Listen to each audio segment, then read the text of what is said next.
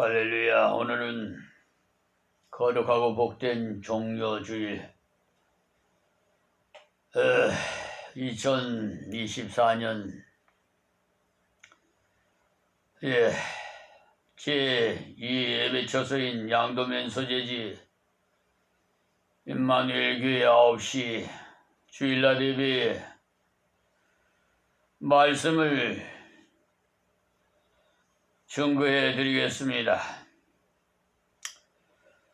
주신 말씀은 마가복음 14장 53절부터 65절 말씀까지 봉독해 드리겠습니다. 저희가 예수를 끌고 대제사장에게로 가니 대제사장들과 장로들과 서기관들이 다 모이더라. 베드로가 예수를 멀찍이 쫓아 대제사장의 집 뜰안까지 들어가서 하속들과 함께 앉아 불을 쬐더라. 대제사장들과 온 공회가 예수를 죽이려고 그를 칠 증거를 찾되 얻지 못하니 이는 예수를 쳐서 거짓 증거하는 자가 많으나 그 증거가 서로 합하지 못함이라. 어떤 사람들이 일어나 예수를 쳐서 거짓 증거하여 가로되 우리가 그의 말을 들으니 손으로 지은 이 성전을 내가 헐고 손으로 짓지 아니한 다른 성전을 사흘에 지으리라 하더라 하되 오히려 그 증거도 서로 합하지 않더라.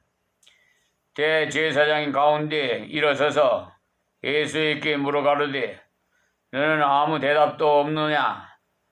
이 사람들이 너를 치는 증거가 어떠하냐 하되 잠잠하고 아무 대답도 아니하시거늘 대제사장이 다시 물어가로되 네가 찬송받을 자의 아들 그리스도냐? 예수께서 이르시되 내가 그니라.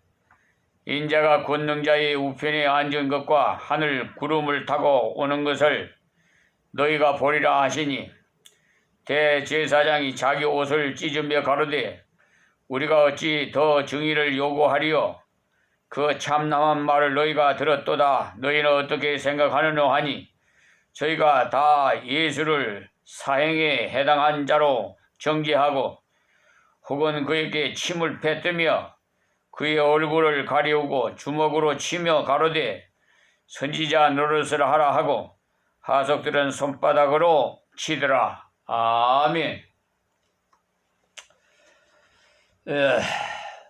오늘은 이 말씀을 통해서 재판을 받으시는 예수님이라는 제목으로 은혜를 받기를 원합니다. 그리스도를 체포하려고 온 무리들은 당시에 유대 산헤드린 그 공회의원들로부터 파송된 경찰들이었어요. 마가복음 14장 43절을 참조하세요. 제사장, 서기관, 장로 각 24인씩 총 72인으로 구성된 산헤드린 공회로 지금 말하면 국회입니다. 로마 총독부로부터 허락을 받아 예루살렘의 치안을 경비한다는 구실로 소수의 경찰을 조직해서 운영했는데 그들은 이 경찰들로 예수를 체포한 후에 재판을 벌린 것입니다. 그리스도 예수께서 당하신 산헤드린의 종교 재판은 예수께 사형을 언도했는데 이 재판은 그 재판 역사상 유례없는 아주 추악하고 불의한 재판이었어요.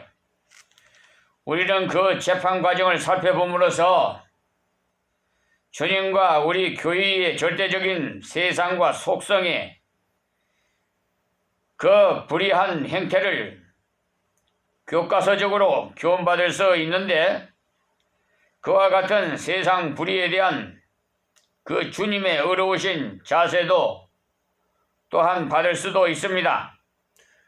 그래서 한번 살펴보고자 하는데, 어쩌면 예수님께서 당하신 이 재판이 이 비천한 종에게 받은 재판과 정말 비슷한지 이 시간 여러분에게 말씀드립니다. 얼마 전 저 불의한 법무법인 요한 로고스 변호사 소속인 백혁이 변호사가 서울지방법원 정창근, 정희철, 강사나 판사에게 소송 대리인 그 법원에 접수를 하면서 소송 소가 사건 5건을 신청서를 올렸는데, 이것을 보니까 참으로 어처구니 없어요. 민사소송법에는 분명히 소장 부본을 받은 지 30일 만에 답변서를 제출하게 되었습니다. 그렇게 되어 있어요. 그러니까 그렇게 지키지 않으면 그 재판은 각하되는 것입니다. 그런데도 불구하고 103일이 되는 날에 법원에 제출한 것을 그 불의한 재판관 정창근, 정희철, 강사나 판사는 받아서 소송 비용 담보 제공 명령을 942만 원을 했어요? 이건 말이나 되는 일입니까? 그래서 일단은 그것을 저 서울보증보험에 가서 공탁 보험 신청으로 942만 원을 접수시킨 후에 이의를 신청했어요. 그랬더니 이번에는 제2차 사기로 재판을 하는데요.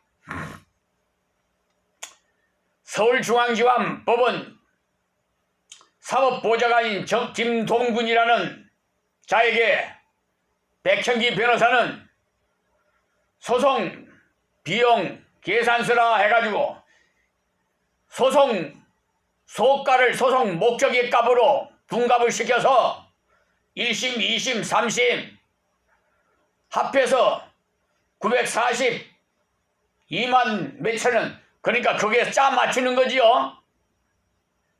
그래서 그것이 또 판사들이 다 맞다는 거예요. 예. 그 불의한 판사들, 그러니까 1차 사기법 관련된 재판장 제2 소송 사기 재판에 담당했던 재판관, 고등법원 재판관, 대법원 재판관, 심리 불성행 기각으로 942만 원을 편취당했어요. 근데 그 소송 소가 5건 중에 3건은 기망을 하고 이 하나님의 종을 속이고, 2건은 다른 해당되지 않는 사건이고, 1건은 이미 공탁금을 받아간 것을 다시 신청한 거예요. 그것을 다시 편취해 갔으니 사기 아닙니까? 이 사기의 주범 백형기, 또 판사들 정희철, 정창근, 김사나, 강사나 판사는 그 외에 고등법원 대법관들 이것을 검찰청에다가 고발했더니 각하 지방감사기식이에요. 이게 사기죄가 각하가 해야 됩니까? 그래서 처분한 검사를 또 고발했어요. 직권남용으로. 그래서 무려 200~300명이 돼요. 공수처장까지. 공수처에다 이 사건을 보냈더니 대법원으로 단순 이첩으로 보내버렸어요. 아니 세상에 고깃덩어리를 그 대검찰청 검사를 수사를 하라고 보냈더만은 거기다가 단순 이첩으로 보내 되겠어요? 이게 말이나 돼요? 김진구 공수처장 당시 그러니까 대법원에서는 또 서울중앙지방법원으로 했어요. 그러니까 어떻게 되느냐? 그냥 무마시켜버렸어요. 이런 이 나라의 사법부의 부패 썩어서 하나님께서 이 종에게 빛과 소금의 역할을 감당하라는 명을 받아 14년 전부터 불의와 전쟁을 계속하고 있는데 나는 법대도 나오지 않았어요. 그런데 하나님께서 지혜를 주셔서 법전 독학 공부를 하게 하셔서 수만 수천 개 되는 그 법전을 알게 해 주셨어요. 변호사 비용 산정 방법까지. 여러분 이렇게 고초를 당했어요. 그런데 이 근자에 대법원에서 심리 자들을 이 판사들을 잘못이 있으면 국가를 대한민국을 상대를 합니다. 대한민국 상대를 하고 또 법무법인 유한 변호사 백형기를 두 사람을 손해배상 청구를 했더니 1심, 2심, 3심 상고에 심리불속행으로 또 해요. 그래서 심리불속행에 대한 법률을 검토한 결과 완전히 위법이에요. 그래서 민사소송법도 위반이고 이 엉터리 같은 자들 그래서 판결 불복 신청서를 올렸더니 뭐 대법원 다 해갖고 1676이라고 새로운 사건 번호를 부여하면서 보정서 뭐 해서 인지대 송달료 다시 내게 하고 그래서 이 상고 재판에는요 상고 이유에 대한 것을 심리를 해야 돼요. 심리 불속행위 했기 때문에 심리를 하는 건데 어떻게 그냥 기각을 또 해버렸어요. 죄다 1676을요. 그래서 서울중앙법원에다가 국가를 상대로 지금 손해배상 청구를 접수를 시켜놨어요. 끝까지 갑니다. 이 생명이 다하는 그날까지 불의와의 전쟁은 계속돼요. 우리 예수님께서도 무슨 죄가 있어요. 근데 사형 이 유리 없는 이런 불의한 재판 왜 했겠어요? 자기들에게 그러니까 유익을 얻고자 해서 저 예수를 죽여야만이 자기들에게 유익이 있다. 그래서 예수를 사형을 시키려고 한 거예요. 네? 지금 저 불의한 재판관들이 지금 나를 죽이고 싶을 거예요, 아마. 예? 자, 재판하는 자들은요, 53절에 보면은 자신은 이권 때문에 이런 불의한 재판을 하는 겁니다. 제사장들과 장로들과 서기관들이 다 모이더라고. 마가복음 14장 53절에 말했어요. 주님께서 재판받으려고 끌려가신 곳은 당시 대제사장 가야바의 뜰에, 요한복음 18장 13절을 참고하세요.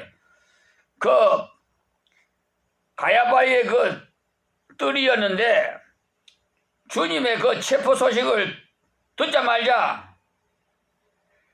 산헤드린 구성원들이 신속히 모여들었어요. 그들은 원래 물과 기름처럼 하나가 될 수 없는 무리들인데 말이에요.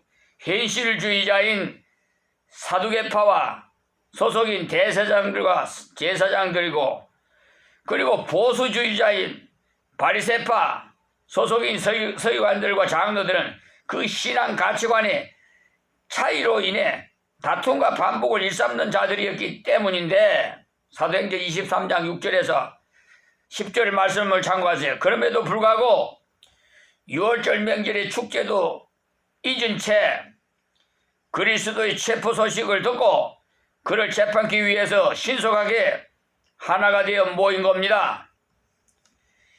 마귀 사탄들은 이렇게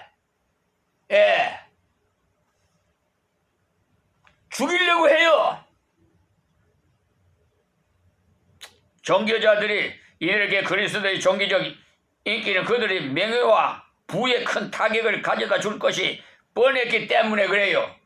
지금 백현기 변호사나 지금 서울중앙지방법원 판사나 고등법원 판사나 대법관이나 다 뭐 때문에 그렇게 했겠어요? 자기들에게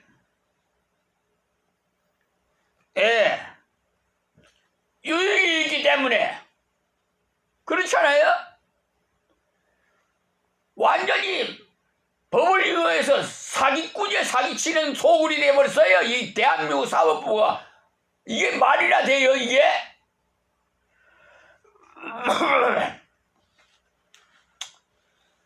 오늘 종료주일이라서 특별히 예수님께서 재판을 받으시는 이 말씀을 증거하면서 저의 실질적인 사항을 여러분들에게 말씀드립니다. 앞으로 기회 봐서 언론에도 이것을 다 제보할 것이고, 나아가서 유튜브로도 다 자세하게 그 입증 서류를 다 보여드리겠습니다. 이 사법부가 썩었어요. 이런 자들 때문에 오염이 되어서 썩었어요. 어느 한 사람 청명결백한 자가 없어. 어떻게 된 바인지. 자, 그래서 그리스도를 없애려고 지금요 이 비천한 종을 빨리 죽었으면 할 거예요 지금.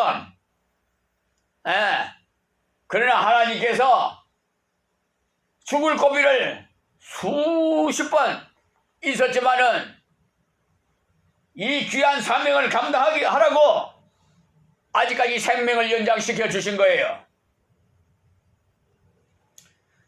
그러니까 악을 행하고자 모인 무리들이 55절 말씀인데요. 55절에 뭐라고 그랬어요? 대제사장들과 온 공회가 예수를 죽이려고 그를 칠 증거를 찾되 얻지 못하니 이랬어요. 그러니까 죽이려고 말이에요. 예수를 죽여야 자기들이 유익이 있으니까 이 성경에 증언한 마디에 그 재판장들이 불의와 악이 담겨 있어요. 지금 칼자루를 잡고 있는 자들이 저 판사 검사들이에요. 여러분, 아무리 법을 알아도 거기에 대한 준비 서면을 제출하고 수십 번을 해도 소용없어요. 그들에게 벌써 이미 다 프로그램에 짰지. 왜? 헌법 제29조에 보면은요, 공무원이 불의한 짓을 해서 피해를 줬을 경우에 그에 대한 면책을 면치 못한다고 그랬어요. 그러니까 지금 법복을 벗고 감옥에 들어가야 있어야 할 자들이 지금 떳떳하게 행세하고 있단 말입니다. 이 사회가 윤석열 대통령은 원칙과 상식을 부르짖지만은 원칙과 상식이 없어요. 지금 헌법 103조 법률과 양심에 의해서 법률 양식이요? 그거는요 형식적이에요. 저들은 그거 안 한 것 없어요.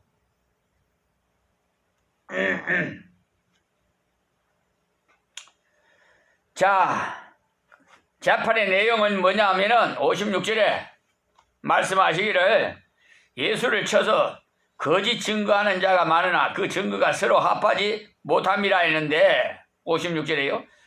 유대의 재판에는 필히 증인들의 그 증언이 필요해요. 한 사람의 증언으로는 재판이 성립될 수가 없어요. 두 사람 이상의 증언이 일치해야 죄를 확정지을 수 있다고 율법이 정했기 때문에 신명기 19장 15절에서 18절에 참고하세요.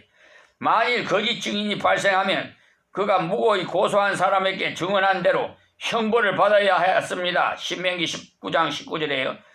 사내들이는 그들의 증거는 거짓 증인으로 세워서 그리스도의 죄를 정하고자 했으나 두 사람 이상의 증언이 합쳐지지 않았던 것입니다. 57절부터 60절의 본문 말씀을 보세요. 그리고 이 재판의 내용은 권세를 악용해서요. 이 칼자루를 든 권세를 이용했는데 그것이 본문 60절에서 61절인데 대제사장이 가운데 일어서서라고 했어요. 증인들이 합치된 증언이 도출되지 않으니까 원래 재판을 속게 할 수가 없죠. 성경은 하나님을 알지 못하는 이방 로마 법관도 무고한 고소에는 재판조차 하지 않았음을 증언해 줍니다. 사도행전 18장 15절에서 16절에요. 또 19장 40절에서 41절에 사내들이는 마땅히 예수의 제목을 찾지 못했으니 재판을 파했어야 했습니다. 그러나 예수를 죽이기로 작정한 대제사장은 어찌하든지 그리스도에게 사형 언도를 내리려고 시도한 그 구체적인 행동이 바로 재판장의 권위를 악용한 것입니다. 조금 전에 제가 말씀드렸죠. 흙을 백이라고 판사가 검사가 판결하고 처분하면은 그럴 수밖에 없어요. 선량한 국민을 억울하게. 그래서 대법원은 그 옥상 계단에서 수년 전에 70대 노인이 목매달아 극단적인 자살을 했어요. OECD 국가 중에 가장 자살률이 높은 나라가 어디야?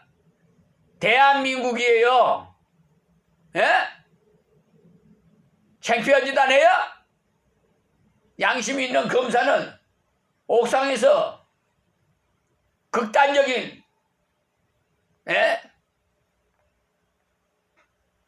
예, 그렇게 자살을 하려고 뛰어내려서 죽은 분이 있어요. 그것도 있어요. 지금요, 여러분, 사회, 지금 재판이 정의롭고 평등하고 자유스럽게 하는 줄 압니까? 허울 좋은 뭐 같아요. 속된 말로. 예. 국민을 우롱하는 거예요, 그게.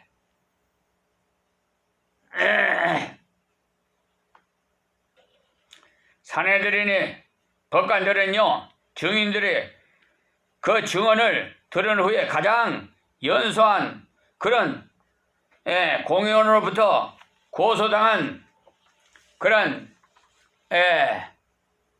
자를 신문해서 모든 공의원들이 차례로 신문한 후에 심의하여 죄를 확정하도록 되어 있었어요. 그럼에도 재판장 가야바가 일어나서 예수를 직접 신문함으로써 공정한 재판받을 길을 막아버린 겁니다. 세 번째로 재판받으시는 그리스도의 태도는요, 정말 잠잠했어요. 65절에 말씀하죠. 참고하세요. 하인과 비속들은 예수를 구타했다고 성경이 증언하지요. 이 행위 또한 피고로 하여금 공포심을 느끼도록 하게 하는 불법 행위예요. 그에 대해서 주님을 털 깎는 자 앞에서 잠잠한 양처럼 저항치 않으셨다고 성경은 증언합니다. 베드로전서 2장 22절이에요. 그리고 그 침묵은 공의로 심판하시는 자에게 부탁하는 의미였다고 했어요. 베드로전서 2장 23절 참고하시고, 여기에 우리는 불의한 세력으로부터 고난당할 때 교회가 어떻게 대처해야 하는지 그 원칙적인 자세를 교훈받을 수 있는 겁니다. 그리스도의 침묵과 무거운 그 무저항은 결코 악에 대한 약자의 순복과 체념이 아닌 것처럼 교회는 불의와 행포를 하나님의 심판의 손에 맡긴다는 자세로 잠잠히 대해야 돼요. 그러므로 하나님께서 이 원수들을 하나님 법정에 세워서 분명히 그에 상응하는 보응의 심판을 내리고 그 후손들까지도 분명히 그에 대해 따를 상응되는 보응이 임할 줄 믿습니다. 그러면서 62절 말씀에 보면 내가 그니라고 말했죠. 예수님은 자신을 대부분 보면 죄인은 숨으려고 하는데 예수님은 나다. 나를 잡아가라. 내가 예수다. 떳떳하게 이 말씀은 그리스도께서 공식적인 자리에서 당신이 하나님 아들이고 메시아임을 최초이자 최후로 구체적으로 선언한 말씀이에요. 비록 수인의 처지이긴 하지만은 유대 나라 최고 의결기구인 사내들인 공회석상에서 당신 유대인들이 기다려온 그 메시아임을 선포하신 겁니다. 이 선언으로 그리스도는 사내들인 재판석상의 그 자리를 바꿔버리신 거예요. 진리를 진리로 믿지 않고 지식시키려고 한 유대 법정을 오히려 정지하신 선고를 하신 것입니다. 그런 셈이 됩니다. 그리스도께서 당하신 재판은 처음부터 끝까지 불법이었어요. 예? 최초의 법정의 최초의 사건, 저희의 사건이 뭔지 압니까? 대한예수교 장로회 합동총회, 노예 소속 증명서를 21당회가 돼야 발부하게 돼 있는데 20당회에게 발부를 했으니까 무효지요. 그러니까 이렇게 시작된 거예요. 그걸 로고스 법무법인 백현기회가 담당을 했어요. 14년 동안 계속 싸우고 있는 거예요. 어쨌든 그리스도께 당하신 재판은 처음부터 끝까지 불법이라는 사실, 저 역시도 처음부터 끝까지 불법이에요. 지금 그 노예는 간데온데 없어져 버렸어요. 하나님 없애버렸어요. 아시겠습니까? 당해가 21당해가 돼야 노예가 돼요. 그리고 그걸 해서 나를 노예에다가 목사 제명시키려던 그 절친한 친구는 하나님 데려가 버렸어요. 아시겠어요? 그렇게 무서운 분이에요. 그리고 주님은 그 자리를 빌려서 당신 메시아임을 공적으로 선포하신 교회도 불의의 권세가 난무하는 곳에는 더욱 우리는 하나님의 진리의 터로 그리스도의 몸이라고 외칠 수 있어야 당당하는 것입니다. 그러므로 여러분, 하나님 외에는 두려운 자가 없어야 돼요. 저는 그렇습니다. 이 생명이 어떠한 죽음이 올지라도 이 불의와의 전쟁은 어떻게 하나님의 미랄이 돼서라도 한국 사법부를 완전히 거듭나게 만들 각오를 가지고 있습니다. 하나님께서 역사하시면 이루어질 것으로 믿습니다. 오늘 여기서 말씀 하나님 고맙고 감사합니다. 주신 말씀 유튜브 방송을 시청하시는 우리 사랑하는 성도들이 다 듣고 다 합심해서 저 불의와의 전쟁 우리 하나가 됩시다. 또 예수님의 그 사형 선고가 바로 우리 자신임을 알고 헛되이 주님의 그 희생정신을 길이길이 보존해서 앞으로 십자가 군사가 되어서 불의와의 전쟁을 같이 해나갑시다. 예수님의 이름으로 기도하옵나이다. 아멘.